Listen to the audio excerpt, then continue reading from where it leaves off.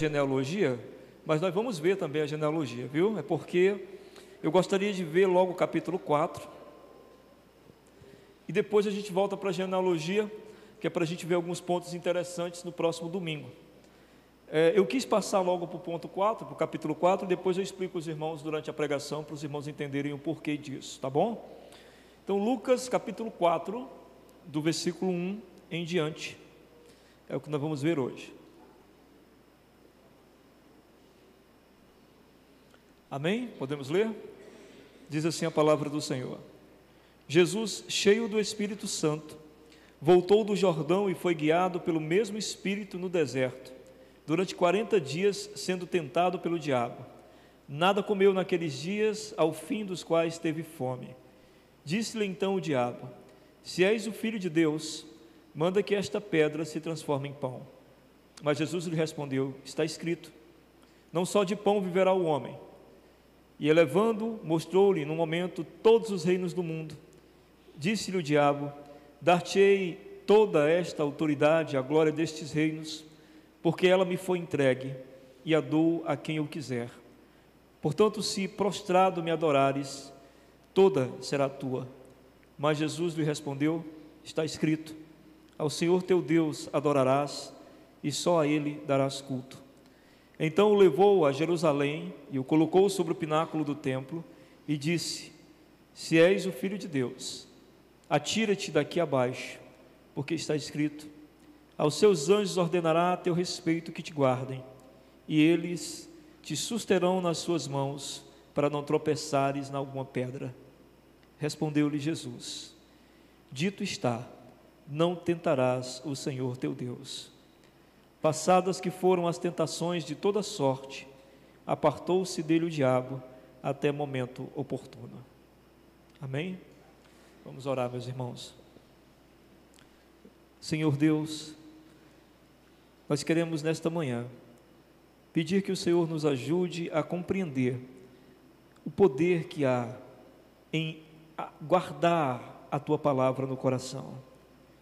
Ó Deus, muitos de nós não temos ainda essa compreensão, embora caminhemos há tanto tempo contigo, e precisamos, ó Deus, entender como enfrentar essa árdua batalha contra o diabo, que é uma realidade, mas que procura a cada dia fazer com que nós esqueçamos que é uma realidade. Por isso eu te peço nesta manhã, Senhor, que todos que vieram aqui possam compreender que a Tua palavra é o único meio pelo qual nós possamos alcançar vitórias sobre o mal. Que o Senhor nos dê, através desta mensagem, o desejo de buscar mais e mais de Ti, como cantamos ainda há pouco. Que nós queiramos, ó Deus, mais do que tudo, compreender a Tua mensagem e guardá-la no coração e praticá-la, para que possamos prosperar, não a prosperidade material, não a prosperidade financeira, mas a prosperidade de uma vida plena de alegria e paz. Somente Tua palavra pode nos dar isso. Ajuda-nos, ó Deus, a compreendê-la. Tem misericórdia do homem que está aqui na frente, que é apenas um pecador necessitado de Tua graça. E me ajuda, Senhor, a falar com os Teus servos, conforme o Teu agrado e a Tua vontade. Em nome de Jesus. Amém.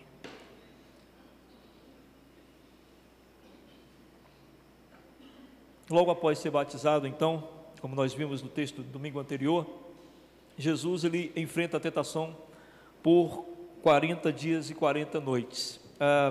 Perceba, meus irmãos, que ele não enfrentou a tentação em apenas um dos dias. Fica a impressão na cabeça da gente que durante esses 40 dias houve um momento em que o diabo parou e ali tentou Jesus. É o que muitas vezes a gente pensa, né? Alguns filmes também dão a entender isso. Mas é importante que a gente veja que o texto diz para nós não isso. O texto diz para nós que Jesus foi tentado durante 40 dias e 40 noites. Ou seja, significa que foi uma batalha árdua, uma batalha longa, de todos os dias, de todas as noites, Jesus enfrentando de frente, ou seja, frente a frente ao diabo. A batalha não se limitou também, então, no caso, como foram 40 dias e 40 noites, não se limitou a 3 perguntas. O texto que nós vemos, temos 3 perguntas. Talvez essas 3 perguntas estejam registradas, porque o nosso Senhor Jesus Cristo, quando quis ensinar aos discípulos das necessidades mais básicas e da tentação mais básica do diabo a todos nós, essas 3 necessidades são as maiores. Se você for verificar, se você for ler em casa novamente, meditando, você vai ver que são as 3 coisas que mais implicam em nossas vidas, que é a questão do pão de cada dia, que é a questão da proteção de Deus e do poder que parece nos dar segurança, né? Então muita gente busca poder por causa disso. Então são 3 coisas bem básicas e fundamentais. Não sabemos as outras tentações dos 40 dias, mas essas 3 foram as que mais o Senhor Jesus quis transmitir aos seus discípulos. Por isso está registrado aqui em Lucas, por isso está registrado em Mateus também. Satanás o tentou logo de início nessa sequência com a seguinte questão: se és o Filho de Deus. E por que Satanás tentou a Jesus dessa forma? Se és o Filho de Deus. Você lembra, por isso que eu não preguei diretamente logo na genealogia. Eu queria fazer uma ligação para os irmãos entenderem um link de uma passagem para outra. O que nós vimos no domingo passado? Foi Deus dizendo para Jesus o quê? Tu és o meu filho amado. Os irmãos estão lembrados? Amém? Tu és o meu filho amado, em ti eu tenho grande prazer. Essa foi a fala do Deus Pai. Agora o diabo vem questionar essa fala, a fala do batismo. E como é que ele questiona? Ele diz: tu és mesmo o Filho de Deus? Pois se tu és o Filho de Deus, então há algumas coisas que um filho merece receber, há algumas coisas que o filho merece ter. Então a questão do diabo aqui é: você tem certeza mesmo que você é filho de Deus? Então, se você tem certeza mesmo, prove para mim. E a prova que ele faz é a prova de que qualquer pai faria pelo filho, como por exemplo: manda esta pedra transformar-se em pão, já que tu estás com fome. Diga se algum de nós, se tivéssemos o poder para isso, não faríamos isso. Não transformaríamos qualquer pedra em pão para alimentar nossos filhos. A outra questão que o diabo lança é: se me adorares, tudo isso te darei. Ora, quantos de nós somos tentados a dar tudo que nossos filhos necessitam? Alguns gostariam até de dar mais do que eles necessitam. É uma tentação terrível, não é? E por último, joga-te daqui de cima, do pináculo do templo, abaixo, e os anjos te segurarão. Ora, qual pai não protege seus filhos? Qual pai não guarda seus filhos? Qual pai não quer que seus filhos sejam protegidos sempre do mal? Então são tentações bem básicas, sedução sutil de Satanás. Interessante também que Satanás não acusa Deus, ele só está perguntando a Jesus se ele, Jesus, crê realmente que ele é filho de Deus. Satanás não acusa Deus em nenhum momento, só quer dizer o seguinte: eu quero que você, Jesus, me diga se você é realmente o filho de Deus. É só essa a questão. Bom, Jesus não morde essa isca. Nenhum sinal celeste é solicitado por Jesus no texto que nós acabamos de ler.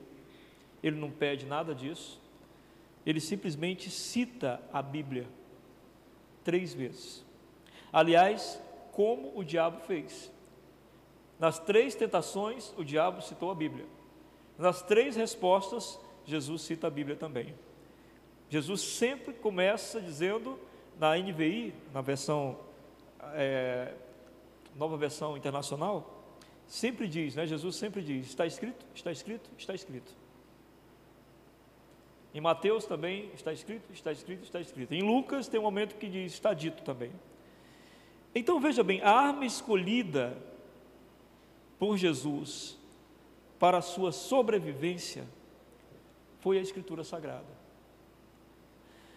Se a Bíblia foi o suficiente para Jesus vencer o diabo, não seria o suficiente para nós também?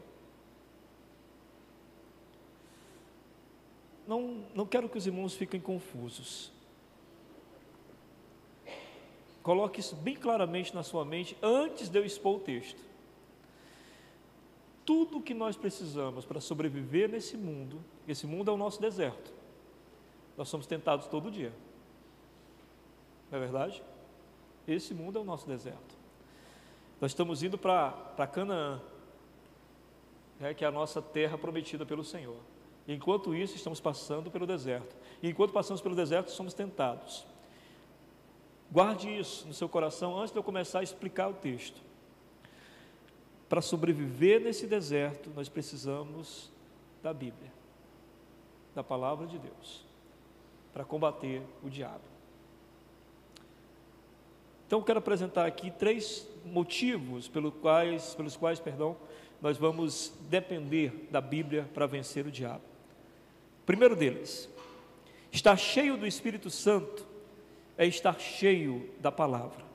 Veja o que diz o verso 1: Jesus, cheio do Espírito Santo, voltou do Jordão, onde ele havia sido batizado, e foi guiado pelo mesmo Espírito ao deserto. Note o seguinte: Jesus está cheio do Espírito Santo, e o próprio Espírito Santo o leva ao deserto para ser tentado pelo diabo. O Espírito Santo o direciona para a batalha. Mas por que o Espírito Santo direciona Jesus para a batalha? Porque Jesus está cheio do Espírito Santo. Se Jesus não estivesse cheio do Espírito Santo, não poderia ir para a batalha. E o que significa ser cheio do Espírito Santo? Quando a Bíblia nos diz para nos enchermos do Espírito, ela mostra um contexto sobre isso. Efésios capítulo 5, do verso 18 em diante, deve ser colocado aqui para vocês. Efésios 5, do 18 em diante, veja como é que a palavra diz. Ela diz assim: não se embriaguem com vinho que leva à libertinagem, mas deixem-se encher pelo Espírito, falando entre si com salmos, hinos e cânticos. Onde é que a gente encontra salmos, hinos e cânticos ao Senhor? Na Bíblia. Amém? Todo cântico que não tem nada a ver com a Bíblia não é de Deus. Todo hino que não tem nada a ver com a Bíblia não é de Deus. Então, ele diz: vamos falar entre nós com salmos, hinos e cânticos espirituais, cantando e louvando de coração ao Senhor, que é um culto, dando graças, que é o culto, constantemente a Deus Pai por todas as coisas, em nome de nosso Senhor Jesus Cristo. Portanto, o que está dizendo aqui? Estar cheio do Espírito Santo é estar cheio da palavra, de tal forma que esta comande as nossas ações e pensamentos. Quando a gente for falar, não é isso que ele diz aqui, a gente fale na palavra, sem querer, porque a gente está tão cheio, que quando a gente vai conversar com as pessoas, acaba citando algumas coisas da palavra. Não é ficar citando versículo e capítulos, irmãos, é citando as ideias que a palavra de Deus traz para nós, citando conceitos que a palavra de Deus traz para nós, e agindo conforme a palavra de Deus está apresentando para nós. Ou seja, nossas ações e pensamentos, eles mudam conforme a gente se enche da palavra de Deus. E como é que a gente se enche da palavra de Deus? Orando segundo a palavra de Deus, cantando segundo a palavra de Deus, adorando segundo a palavra de Deus, ouvindo a palavra de Deus, lendo a palavra de Deus, constantemente. Ao contrário do que muitos acham, estar cheio do Espírito não significa ter atitudes de descontrole emocional. Acho que vocês já viram isso, né? Hoje em dia, com rede social, a gente vê muitos vídeos, né, de igrejas aí que acham que estar cheio do Espírito é estar descontrolado emocionalmente. O cara sai correndo no meio da igreja, sai rodando no meio da igreja, pulando sem parar, e alguém critica isso, diz: meu Deus, que loucura é essa? Alguém: não fale isso, isso é o poder do Espírito Santo, essa pessoa está cheia do Espírito. Mas não é isso que a Bíblia diz. A Bíblia diz que estar cheio do Espírito é estar cheio da palavra, estar cheio de tal forma que antes de você ter um descontrole emocional, muito pelo contrário, o que a palavra de Deus diz? Que um dos frutos do Espírito é o domínio próprio. Lembram dos frutos do Espírito? Gálatas 5, verso 22 em diante. Um dos frutos do Espírito é domínio próprio. Eu não enlouqueço, eu consigo uma estabilidade emocional. Outro fruto do Espírito qual é? A paz. Domínio próprio, paz, longo ânimo, benignidade, uma pessoa de bem, bondade, e por aí vai. Então isso é ser cheio do Espírito Santo. Você vai reconhecer uma pessoa cheia do Espírito Santo quando você atentar para a vida dessa pessoa e dizer: meu Deus, essa pessoa, ela tem um comportamento que é exatamente o que eu tenho lido na Bíblia. É impressionante. Ela tem a humildade que eu vejo na Bíblia expressando que nós devemos ter. Ela tem a alegria que a Bíblia diz que nós devemos ter, a alegria pura. Não a alegria suja, não a alegria que debocha do outro, mas a alegria pura. Essa pessoa tem isso.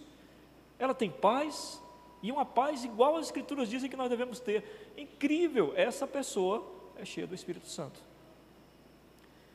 Então veja bem, quando nós negligenciamos o conhecimento seguido da prática da palavra, nós estamos deixando de lado a possibilidade de nós sermos tomados pelo poder do Espírito Santo.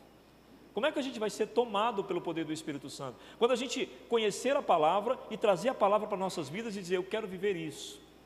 Quando a gente quer isso, e a gente começa a praticar aquilo que tem aprendido, nós estamos ali dizendo a Deus que queremos ser possuídos pelo Espírito Santo.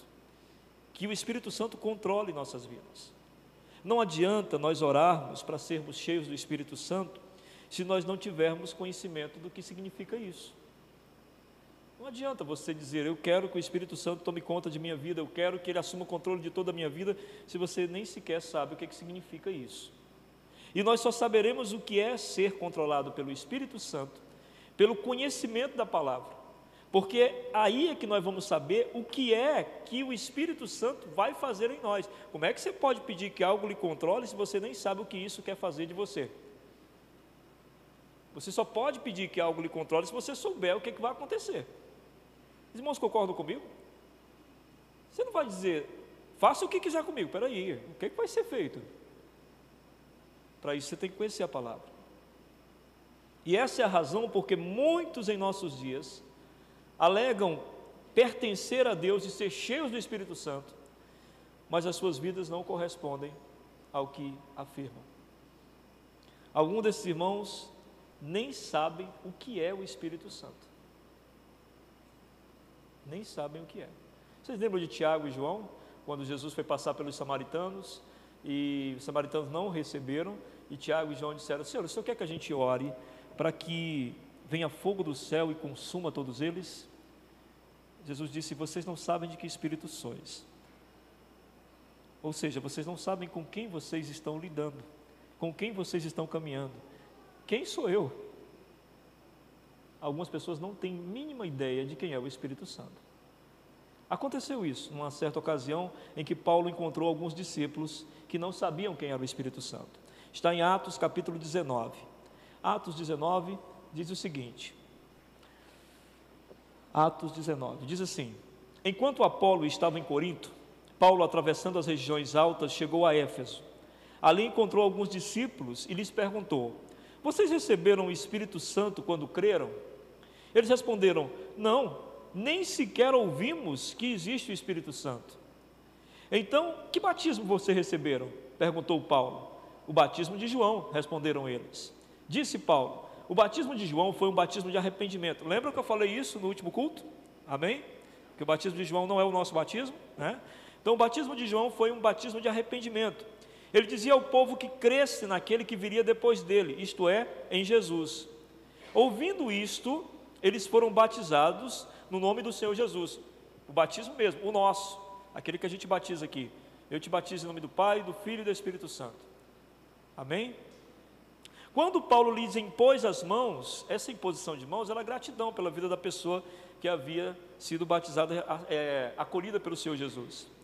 Veio sobre eles o Espírito Santo e começaram a falar em línguas e a profetizar. Naquela época, você que vem para o culto de doutrina já aprendeu isso, uma das formas de manifestar que o Espírito Santo estava sobre todos, ou seja, sobre judeus e gregos, era a possibilidade de falar línguas e a possibilidade de profetizar, ou seja, de anunciar as coisas de Deus. Todos anunciavam as coisas de Deus claramente. Era a forma de demonstrar que o Espírito Santo não era só dos judeus, mas de todos. Isso foi naquele período. Ou seja, percebam, quando Paulo os ensinou sobre a diferença entre os batismos, ou seja, quando Paulo expôs a palavra para eles, eles puderam finalmente reconhecer quem era o Espírito Santo. O Espírito Santo não vem separado da palavra. Amém? Não vem. A palavra é falada e pela palavra o Espírito vem. Não é isso que a Bíblia diz para nós? A Bíblia diz o que para nós? Que a fé vem pelo ouvir. Ouvir o quê? A palavra de Deus. E quem é que nos dá a fé? O Espírito Santo. Através de quê? Da palavra. O Espírito Santo nos dá fé. Fé para quê? Para crer em Deus? Sim. E como Deus se manifesta? Em sua palavra. Percebe então? É assim que Deus age. Meu irmão, minha irmã, eu quero fazer uma pergunta. Você deseja ser revestido do poder do Espírito Santo? Sim? Eu preciso perguntar isso, porque talvez você esteja vindo à igreja só por vir mesmo, o que não vai fazer diferença nenhuma, nem na sua vida agora, nem na eternidade. Ou seja, você estará perdido. Mas se você quer mesmo ser revestido do poder do Espírito Santo para, dentre outras coisas, vencer as astutas ciladas do diabo, então você precisa saber quem é Deus. Você precisa saber quem quer habitar em você. Você precisa saber quais são os propósitos desse Deus. Você precisa saber quais são os mandamentos dele, que ele vai dar a você a capacidade de fazer, de cumprir. Olha que maravilha, né? Não é conhecer só os mandamentos, mas a capacidade que ele vai lhe dar de cumprir esses mandamentos. E principalmente o caráter de Deus. Quem é Deus? O que ele pensa? O que ele é? Você precisa então, se quer ser revestido pelo Espírito Santo, conhecer a Bíblia. Só isso. Eu creio que o nosso maior acesso à Bíblia nesses dias, os irmãos entendem que a gente tem acesso incrível à Bíblia, né? É impressionante. A gente tem no celular, no computador, tem Bíblia para você ouvir. Tem uma senhora aqui em nossa igreja que ela não sabe ler, e eu dei para ela uma caixa de Novo Testamento, CDs do Novo Testamento. Ela disse que ouve, varrendo a casa, ouve. Que maravilha! Ela não pode ler, ela ouve a palavra, é uma coisa incrível. A gente tem acesso à palavra de todo jeito, e tem mais, várias linguagens, né? Bíblias de estudo para adolescente, para jovem, para casais, para homens, e por aí vai. É uma coisa tão... O que eu percebo é que esses nossos dias a Bíblia está assim, tão acessível, porque são os últimos dias. E por serem os últimos dias, o ataque de Satanás, ele tem se mostrado cada vez mais desesperador. Ao mesmo tempo que a gente tem mais acesso à Bíblia, os irmãos percebem que o pecado está cada vez mais devastador. A pornografia também é encontrada em todo lugar. No celular, no tablet, onde você for. Você pode ter acesso à pornografia. O acesso ao pecado é tão fácil quanto o acesso às Escrituras. Por quê? Porque onde abundou o pecado, superabundou a graça. Onde o diabo ataca com toda a ferocidade, o Senhor Deus também oferece sua graça e sua misericórdia. Na mesma internet que você vê as coisas mais terríveis do mundo, você vê coisas maravilhosas que lhe trazem para perto de Deus. Por quê? Porque são os últimos dias. E Deus está se mostrando para salvar os seus. Meus irmãos, quantas histórias lindas eu já ouvi sobre pessoas que saíram das garras de Satanás por conhecimento da palavra. Quantas histórias lindas que... tinha um amigo no seminário que ele disse que estava uma vez no trem, indo para casa, muito deprimido, com muita vontade de morrer. Disse que bateu um vento forte e o vento fez entrar um folheto pela janela do trem. E o folheto bateu e ficou no pé dele. E ele olhou para baixo e tinha escrito: "Queres viver?" Era o título do folheto. Ele pegou o folheto e leu, e aquilo mudou a vida dele. Talvez você conheça histórias também, né? Tem uma que eu gosto muito. Um bêbado entrou na igreja, se ajoelhou, um pastor amigo meu contou isso, e começou a pedir em voz alta: "Jesus, eu sou o Chico. Jesus, eu sou o Chico." Ficou repetindo essa oração. O pastor ficou sem entender porque aquele homem repetia a mesma frase todo o tempo. E como a igreja estava vazia, aquela frase ficava ecoando, né, na igreja: "Jesus, eu sou o Chico." Depois de repetir isso várias e várias vezes, ele se levantou cambaleando, muito bêbado, e foi embora. Alguns meses depois, o pastor foi fazer uma visita no hospital da cidade, aos enfermos, e encontrou o dito homem num leito. Estava doente, mas estava sorridente. E o pastor perguntou se ele lembrava que um dia tinha entrado na igreja dele, pastor, e ele disse: "Sim, me lembro." E o pastor, então, curioso, resolveu perguntar: "Por que você repetia de joelhos todo o tempo: 'Jesus, eu sou o Chico, Jesus, eu sou o Chico'?" E ele disse: "Pastor, é porque eu estava me apresentando a ele, para ver se ele se apresentava a mim." E o pastor riu, né? E disse: "Deu certo?" Ele disse: "Deu." E aí ele pegou a Bíblia que estava do lado e disse assim: "Ele me disse através desse livro: 'Chico, eu sou Jesus.'" Que maravilha, né? Segunda coisa, o diabo tenta nos confundir, distorcendo a palavra. O diabo tenta nos confundir, distorcendo a palavra. Foi o que ele fez aqui com Jesus. O diabo usa a palavra para tentar confundir Jesus, porque ele é um adversário, irmãos, muito astuto. Ele usa da artimanha de parecer-se com um de nós que cremos, porque aí fica mais fácil de se achegar, se ele se parecer com um de nós. Então veja bem, em 2 Coríntios capítulo 11, nos versos 14 e 15, o apóstolo Paulo diz assim, dizendo à igreja de Corinto: isso não é de admirar, pois o próprio Satanás se disfarça de anjo de luz. Portanto, não é surpresa que os seus servos, os servos do diabo, finjam que são servos da justiça. O fim deles será o mesmo que as suas ações merecem. Note que um servo do diabo nem sempre é uma pessoa que, eu sou servo do diabo. Não, o servo do diabo é quem faz a vontade do diabo. Nós, por exemplo, antes fomos servos do diabo. Eu, quando fazia a vontade do diabo, eu era servo do diabo, escravo do diabo, e não sabia. Então, muitos são escravos do diabo sem saber. Quando fazem a vontade do diabo, estão submetidos à autoridade dele. E é isso que Paulo está dizendo aqui. Então, muitos desses parecem com um de nós. Alguns deles estão até no meio de nós. Lembra que Jesus falou que estaria junto o trigo e o joio? Às vezes as pessoas, a minha esposa, né, no culto de domingo que dá mais gente à noite, aquela multidão que dá à noite, e ela sempre, às vezes, deixa a bolsa aqui e sai. E eu falo: mulher, leve essa bolsa, porque esse lugar é muito mal frequentado. Aqui é muito mal frequentado, irmãos. Vocês pensam o quê? Que está todo mundo aqui crente, submisso ao Senhor Jesus, né? A minha filha perdeu uma aliança aqui e nunca mais rachou.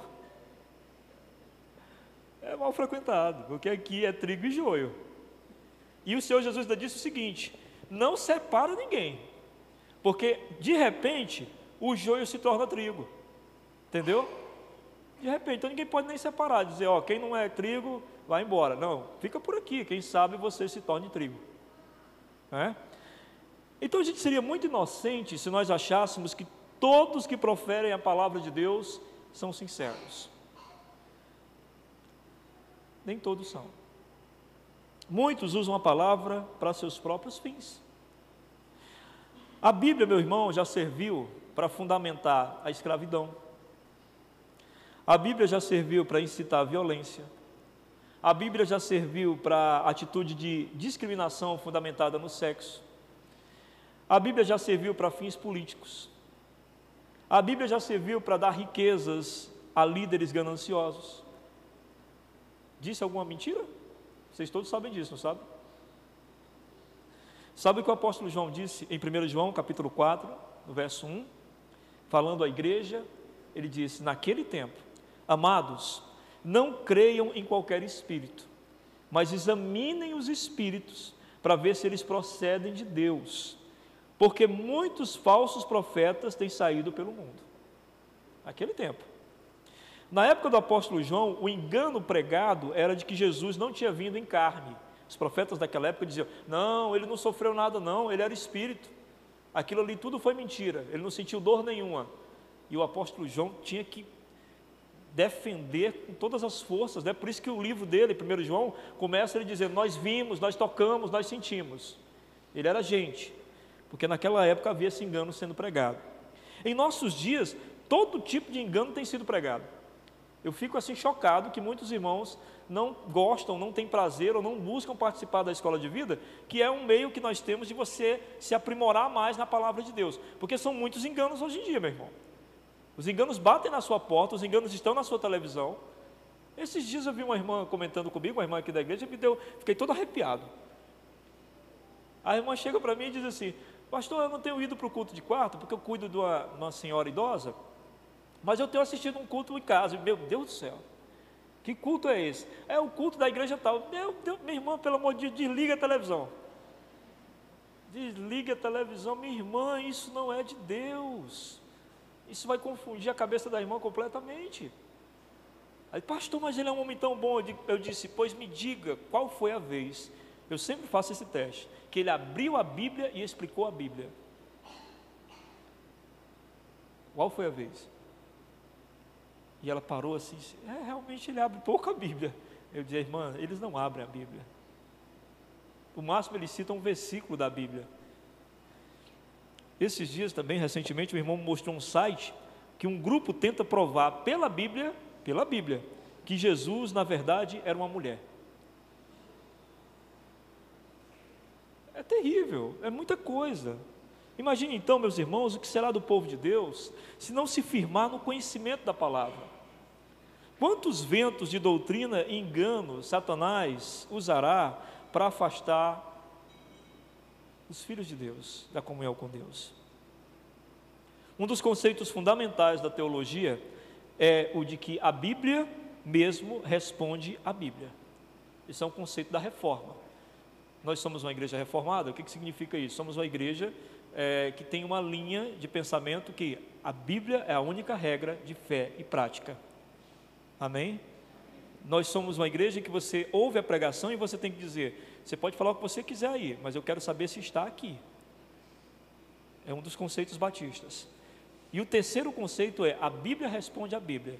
Se o Alisson chega para mim e me faz uma pergunta bíblica, eu preciso responder a ele de forma bíblica. Foi isso que Jesus fez com o diabo.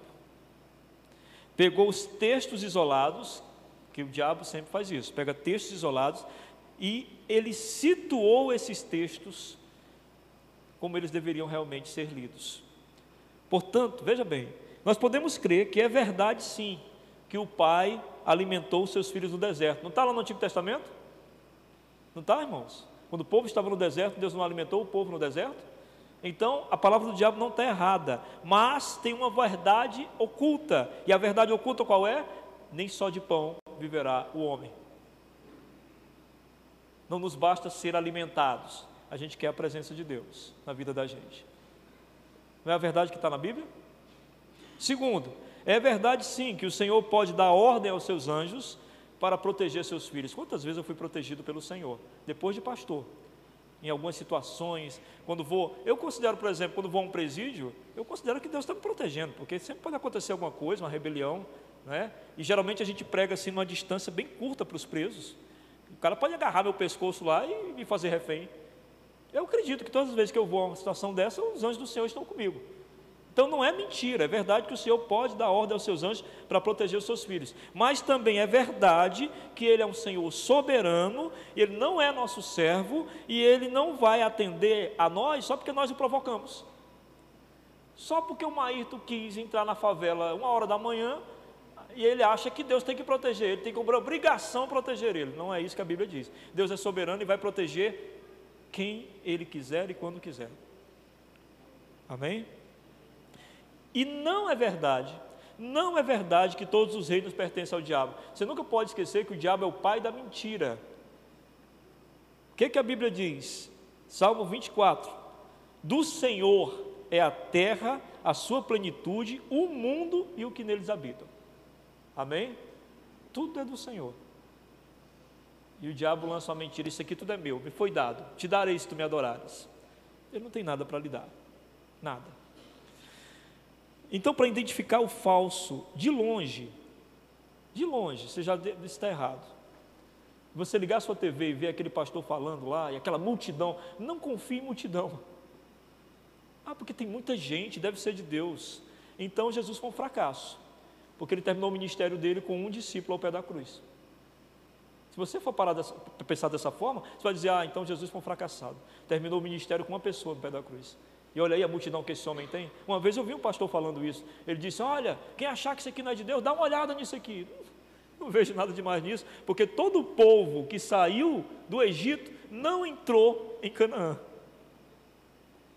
Não é verdade? Todos pecaram, ninguém entrou em Canaã. Então, para identificar o falso de longe, é preciso você conhecer o verdadeiro de perto. Conheça a palavra, meu irmão. De maneira que quando você ouvir alguém pregando alguma coisa, ou quando você ouvir alguma ideologia por aí, seja qual ideologia for, você diz, eu sinto muito, mas isso não é bíblico, isso não é de Deus, não. A palavra, toda ela, é a nossa fonte de proteção contra as dúvidas que o diabo nos lançar. Deus é o que a Bíblia diz que Ele é. não o que o mundo ou o diabo quer que ele seja. Amém? Terceiro e último, Satanás só pode ser vencido pela palavra. A luta contra o diabo é travada em nossa mente. É lá que ele deseja lançar os seus dardos, inflamados de pensamentos blasfemos. Quando a gente pensa, será que Deus existe mesmo? Quem você pensa que lançou esse pensamento assim, de uma hora para outra na tua cabeça?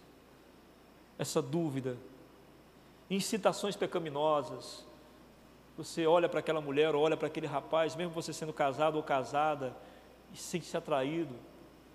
Quem você acha que deu essa incitação pecaminosa? Aquele desejo de ficar com um dinheiro que não é seu, aquele desejo de não fazer as coisas corretas, de cumprir as leis, como a Bíblia diz que todo servo de Deus cumpre as leis, porque acredita que as leis são colocadas pela graça de Deus no mundo. Quem você acha que incita você a ter atitudes pecaminosas? Quem você acha que incita você a duvidar? É o diabo. Somente uma mente saturada da palavra de Deus pode criar um escudo protetor contra esses ataques do diabo. Veja o que a palavra de Deus nos diz em Efésios capítulo 6, o verso 13 em diante. Efésios 6, 13. Efésios 6, 13 diz assim: portanto, tomai toda a armadura de Deus, para que possais resistir no dia mau. Qual é o dia mau? É o dia que você é tentado. Você foi tentado já hoje? Provavelmente sim, ainda é cedo, né? Mas provavelmente sim. Havendo feito tudo, ficar firmes. Estai, pois, firmes, tendo cingido os vossos lombos com a verdade. Onde está a verdade? Meu Deus, onde está a verdade?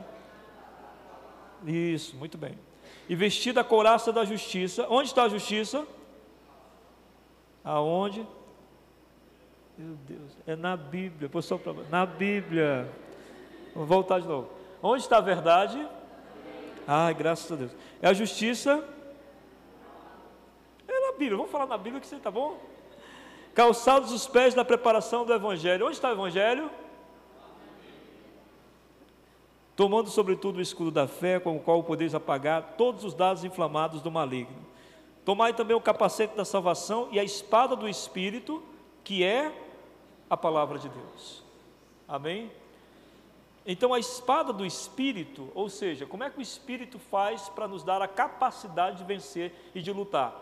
A capacidade de vencer e de lutar de um soldado romano era dada pela sua espada, pela sua armadura completa e espada.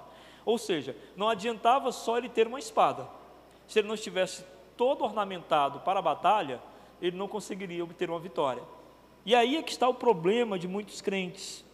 Percebam, meus irmãos, que há muitos de nós completamente despreparados, que têm uma espada na mão. O que é essa espada? Tem um conhecimento bíblico. Eu visitando já, por exemplo, visitando presídios, eu converso com alguns presos, alguns conhecem a Bíblia, citam a Bíblia melhor do que vocês até. Incrível. Um rapaz que eu conheci recentemente, ele cita a história de Sansão, o livro de Juízes, que ele perguntou o que eu estava pregando, e eu falei que na quarta-feira eu estava pregando sobre Juízes, e ele foi falando do livro de Juízes, e citando alguns textos bíblicos. Ou seja, é uma pessoa com uma espada na mão, que morreu com a espada na mão. Não é impressionante isso? Eu lembro de um amigo meu, há muitos anos atrás, a gente vinha de uma festa, e uma gangue parou a gente, né? E aí ele pegou uma pedra desse tamanho, e aí levantou a pedra assim para os caras, e alguns dos caras correram, só que um não correu, veio para cima dele. Enquanto o cara socava ele de todo jeito, ele continuava com a pedra na mão, e o cara dando soco nele de todo jeito, e ele com a pedra na mão. E depois que o cara deu muitos socos nele, ele botou a pedra no chão e saiu correndo. É muito parecido com alguns crentes, eles têm um conhecimento da palavra e só, e o diabo arruína a vida deles, arrebenta a vida deles, e eles têm conhecimento da palavra, mas não acontece nada. Por quê? Porque tem que saber manejar a coisa. Então eles não meditam na palavra. Essa pregação aqui fica no máximo até hoje à tarde. Ela não fica na semana, você não lê de novo o texto para poder continuar meditando nisso. Eles não meditam, E não meditando, não fica no coração. O que fica no coração da gente é o que a gente fica pensando nisso. Se a gente não ficar pensando, não fica. E não guardando no coração, não tem como praticar. Como é que eu vou praticar uma coisa que não ficou? Quando você faz um curso, o que eles dizem sempre para você? Você tem que praticar, você tem que praticar. Então, se você não praticar, você se perde. Com a palavra não é diferente. Como é possível vencer um inimigo tão poderoso? O diabo é poderoso. Ele não é tanto quanto o nosso Deus. Mas como é que a gente vai vencer um inimigo tão poderoso se a gente não se vale da única arma capaz de detê-lo? A vida derrotada de muitos crentes, e muitos crentes têm vida derrotada. A vida derrotada de muitos crentes se dá pela negligência desses crentes em relação à palavra de Deus. E eu vou exemplificar como. Muitas decisões inconsequentes. Toma decisão sem pensar nas consequências. Toma decisões por impulso. Toma decisões sem domínio próprio. Por quê? Toma decisões sem pensar o que Cristo faria nessa situação. Essas decisões inconsequentes são frutos de quê? De uma vida não centrada na palavra. Decisões egoístas, que te isolam, que trazem depois solidão, que trazem depois tristeza. Uma vida não centrada na palavra. Descontrole de paixões, cheio de vícios. Por quê? Vida não centrada na palavra. Desejos incontroláveis, vida não centrada na palavra. Pecados aceitos sem luta. Pecados acolhidos como se não tivessem jeito, como se não pudessem jamais sair de você. Vida não centrada na palavra. Tudo isso é falta de meditar na palavra de dia e de noite. Olha, meus irmãos, muitas igrejas são destruídas a partir da falência dos irmãos em centrar a vida deles na palavra. E quando eu digo isso, eu não estou falando da gente centrar a vida da gente na palavra só no que você aprende aqui. Eu digo você centrar a vida na palavra lá na sua família. E você sentar com sua família e ler a palavra juntos. Lá em casa é um sacrifício para isso, porque é muita gente, os caras já são adolescentes, então eu tenho que ter controle, eu tenho que ler com cada um deles. Não dá para ler mais com todo mundo, como a gente fazia antigamente quando eles eram crianças. Então eu tenho que ir no quarto de um, sentar com ele e ler com ele. Mas eu não posso descentralizar minha família da palavra, porque eu sei dos riscos disso. É preciso que a gente faça uma higienização diária da nossa mente. A nossa mente é saturada de pecado todo o tempo. Todo o tempo. E o que vai fazer com que isso seja limpo é a palavra. Eu acho um absurdo um pastor ter que dizer para a sua igreja: irmãos, salvem a vida de vocês, leiam a palavra. Terrível, né? Mas é verdade. Eu gosto muito de ouvir pessoas mais velhas e gosto de ouvir jovens. E uma vez eu ouvi um testemunho de um jovem, aluno meu no seminário, e eu perguntei para ele como é que ele fazia para vencer as tentações comuns da idade dele, né, de alguém que tem 19 anos. Ele me disse uma coisa que eu jamais esqueci. Ele disse o seguinte: eu não sossego até que o pensamento pecaminoso se torne indesejável. Então o que é que eu faço? Eu oro e leio trechos da palavra que falem daquele pecado, e eu medito nisso até que eu ache aquele pecado imundo. Trouxe isso para a minha vida, faço isso sempre. Todas as vezes que a mentira quer ganhar espaço na minha vida, eu vou lá na palavra e pesquiso sobre o que a Bíblia diz sobre a mentira. Medito sobre isso, até que eu ache isso a coisa mais horrível do mundo. Então, meus irmãos, concluindo, nós podemos saber quanto do Espírito Santo há em nós, pela medida da palavra guardada em nossos corações e praticada no dia a dia. Você quer saber quanto do Espírito está na sua vida? Quanto você tem praticado daquilo que está na palavra? Em segundo, para que as dúvidas não permaneçam em nós, precisamos examinar as Escrituras. O que Jesus disse aos fariseus que questionavam se ele era quem dizia ser? Jesus diz: examinai as Escrituras, elas testificam de mim. Quando vier dúvida ao seu coração, vá na Bíblia, vá nas Escrituras, vá na palavra, procure lá essas dúvidas que estão corroendo seu coração, com certeza são dados inflamados do diabo.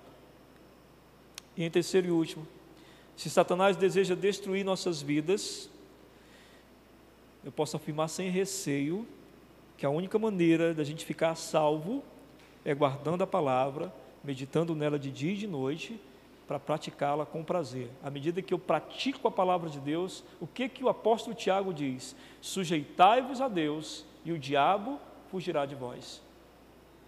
Porque ele chega ali na vida do Joel, e o Joel ama muito a palavra, e o Joel procura muito obedecer, e o diabo diz, eu não tenho espaço aqui. E ele vai embora.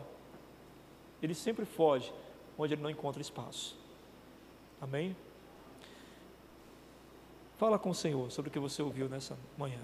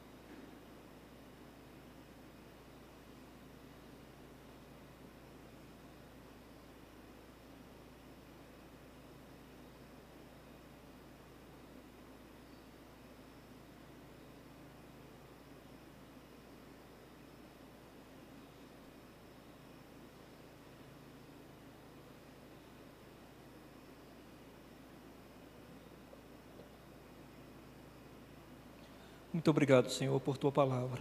Obrigado por ela ter nos dado nesta manhã o entendimento da necessidade que nós temos de buscar mais de Ti. A Tua palavra diz que o povo se perde por não conhecer a Tua palavra.